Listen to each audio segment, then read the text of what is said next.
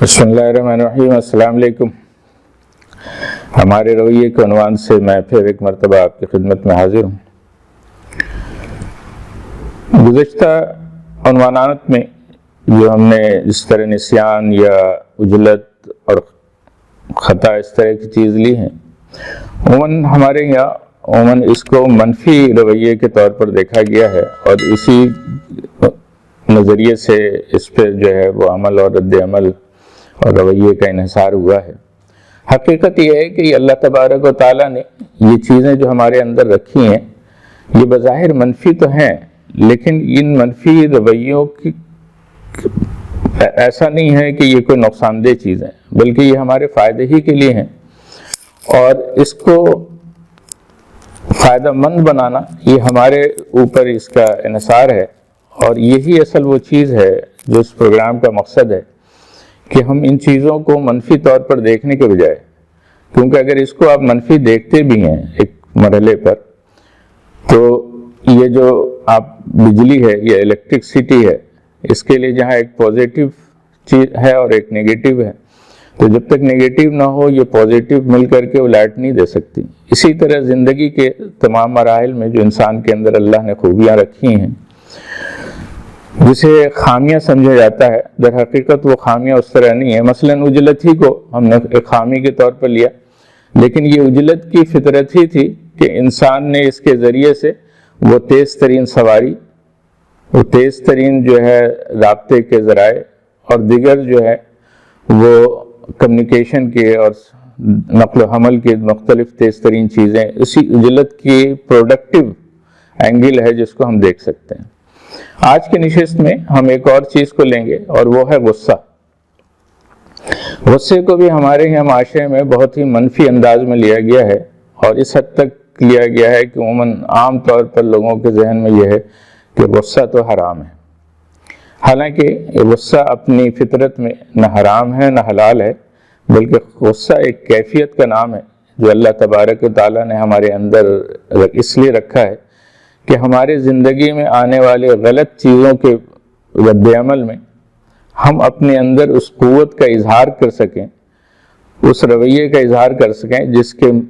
نتیجے میں مد مقابل جو شر ہیں، جو خرابیاں ہیں، اس کو روکا جا سکے،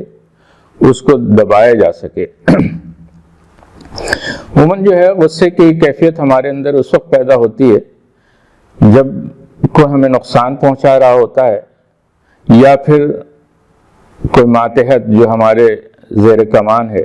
جو ہمارا اسسٹنٹ ہے، ہمارا سبورڈینیٹر ہے، اگر وہ ہماری بات نہیں مانتا، ہماری ہدایت پر عمل نہیں کرتا، تو پھر ہمیں اس پر غصہ آتا ہے، ہم اس کا اظہار کرتے ہیں، اور پھر غصے کے رد عمل میں مختلف جو ہیں وہ کیفیت ہمارے سامنے آتے ہیں۔ اسی غصے کو قرآن مجید میں غضب کے اور غیظ کے عنوان سے جو ہے وہاں اصطلاح میں استعمال کیا گیا ہے۔ یہ بنیادی طور پر اس لیے ہے کہ معاشرے کے اندر سے جب کوئی منفی یا ڈسٹرکٹیو ایلیمنٹس ابھریں، چاہے وہ ایک گھرانے کی زندگی میں یا ایک خاندان یا ایک پورے معاشرے میں، تو وہ جو ڈسٹرکٹیو ایلیمنٹس ہیں ان کو روکنے کے لیے غصے کا استعمال کیا جائے، اور ہم دیکھتے ہیں کہ یہ استعمال خود اللہ تبارک و تعالیٰ نے کیا، یعنی وہ قومیں جو معاشرے کے لیے نن پروڈکٹیو تھیں، جنہوں نے زمین میں سرکشی کی، اللہ کی ہدایت کو پامال کیا، ان پر اللہ نے غصے کا اظہار کیا۔ انبیاء اور رسول میں ہم دیکھتے ہیں کہ نوح علیہ السلام ایک زمانے تک لوگوں کو سمجھاتے رہے، اور جب دیکھا کہ اس معاشرے کے اندر جو ہے وہ خیر کی کوئی کیفیت نہیں رہی ہے، اور ان کے جو لیڈرز ہیں وہ بڑے مکار ہیں، تو پھر نوح علیہ السلام نے اللہ سے ان پہ غضبناک ہونے کی دعوت دی۔ موسیٰ علیہ السلام کے غصہ مشہور ہے، اور خود نبی اکرم صلی اللہ علیہ وسلم جو رحمت للعالمین بنا کر کے بھیجے گئے تھے، انہوں نے بھی جا بجا اس غصے کا اظہار کیا ہے جب ان کے سامنے اللہ کی نافرمانی اور سرکشی کی کیفیت ان کے سامنے آئی۔ تو بنیادی طور پر یہ ہے کہ اس غصے کی کیفیت کو ہمیں ڈائیورٹ کرنے کی ضرورت ہے۔ ہم عموماً جو ہے زندگی کے عام معاملات میں اپنے ماتحتوں پہ یا ان لوگوں پہ جن پہ جو ہے اس سے ہمیں اپنے مفادات متوقع ہوتی ہیں، لیکن جب مفادات ہمیں وہاں سے نہیں ملتے تو ہم اس پہ غصے کا اظہار کرتے ہیں، جبکہ حقیقت یہ ہے کہ ہمیں سوچنا چاہیے کہ ہم بھی تو ماتحت ہیں اللہ کے، ہم بھی تو ماتحت ہیں اللہ کے رسول کے۔ پھر اگر جو ہم سے جو کوتاہی ہو رہی ہے، ہم جو اس اللہ کی اطاعت پہ، حکم پہ اور اس کے فرمان پر اور رسول صلی اللہ علیہ وسلم کی جو فرمان اور ہدایت اور رہنمائی ہیں، اور یہ رہنمائی آپ نے کس جد و جہد کے ساتھ، کس قربانی اور ایثار کے ساتھ ہمارے سامنے اور پھر آپ کے بعد آپ کے صحابہ نے ہم تک پہنچایا ہے، ذرا سوچے کہ جب ہم اس کو پامال کر رہے ہوتے ہیں، اس کو نظر انداز کر رہے ہوتے ہیں، تو پھر اللہ اور اس کے رسول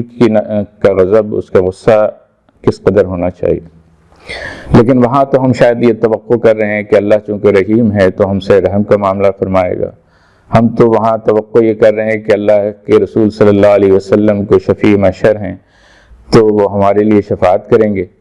اور کوئی ہمارے لیے معافی اور درگزر کا سامان کریں گے۔ لیکن ہم نے دیکھا ہے کہ خود رسول صلی اللہ علیہ وسلم نے بتا دیا ہے کہ روز محشر کچھ لوگ ایسے لائے جائیں گے جو ہماری امتوں میں سے ہوں گے،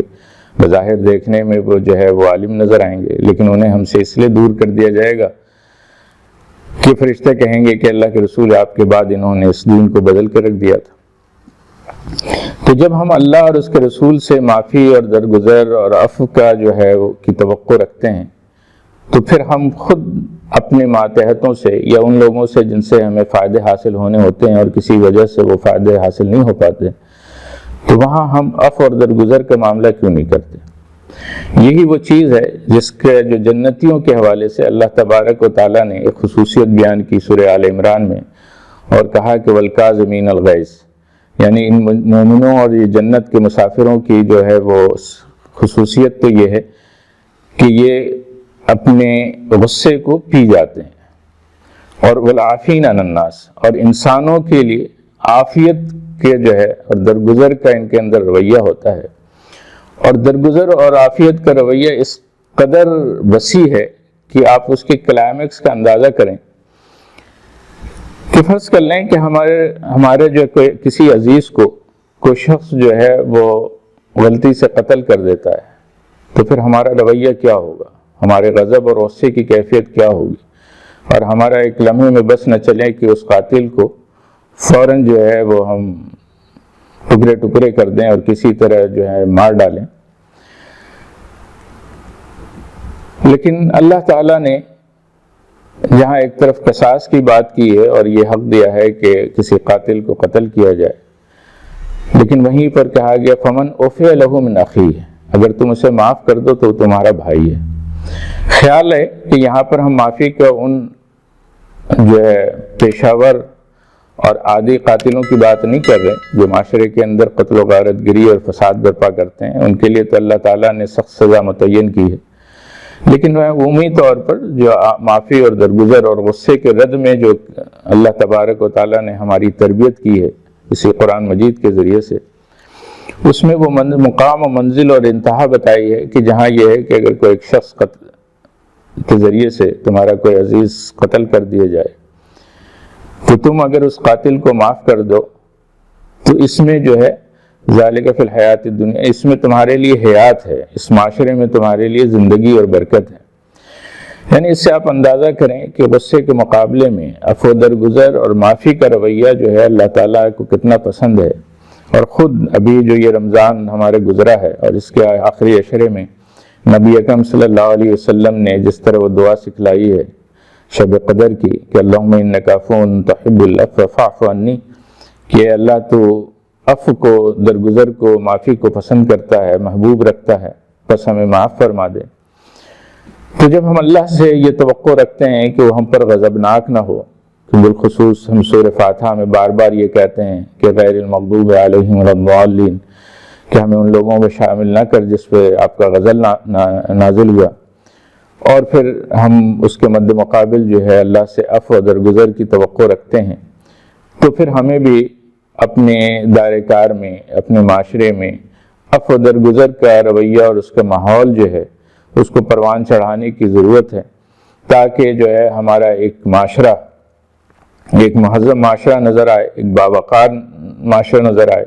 ایک خوبصورت اور ایک محبت کرنے والا معاشرہ نظر آئے، اور یہی وہ ایک بہترین معاشرے کی علامت ہے جنتیوں کی. اگر ہم جنت کے طلبگار ہیں تو جنتیوں کا ماحول تو سلام سلام ہے، ایک دوسرے پہ سلامتی کا ہے. تو ہماری کوشش یہ ہونی چاہیے کہ ہم اپنے غصے کو اپنے مومن بھائیوں کے لیے اس طرح استعمال نہ کریں، اور غصہ آ بھی جائے تو اس کے لیے پھر یہی ہے کہ اپنے غصے کو ٹھنڈا کرنے کے لیے اس کی بھی ترکیب بتا دی گئی ہے کہ آدمی کھڑا ہو تو بیٹھ جائے، وضو کر لے، نماز کی طرف چلا جائے، اپنے مصروفیت کو اپنی کیفیت کو تبدیل کر لے. تو امید ہے کہ ہمیں اس غصے کی اس کیفیت کو جو ہمارے اندر ہے اس کو ہم اپنے باطل کے لیے، اور وہ لوگ وہ طبقہ جو اس اسلامی معاشرے کو تباہ کرنے والے ہیں، چاہے وہ ہمارے ملک کے اندر ہوں، ہمارے معاشرے کے اندر ہوں، یا ہمارے معاشرے سے باہر کی قوتیں ہوں، ان کے لیے اٹھا رکھا جائے اور آپس کے اس میں رحماء بینہم کی کیفیت کو پیدا کیا جائے. اللہ تعالیٰ سے دعا ہے کہ ہمیں اس کی توفیق عطا فرمائے. السلام علیکم ورحمۃ اللہ وبرکاتہ.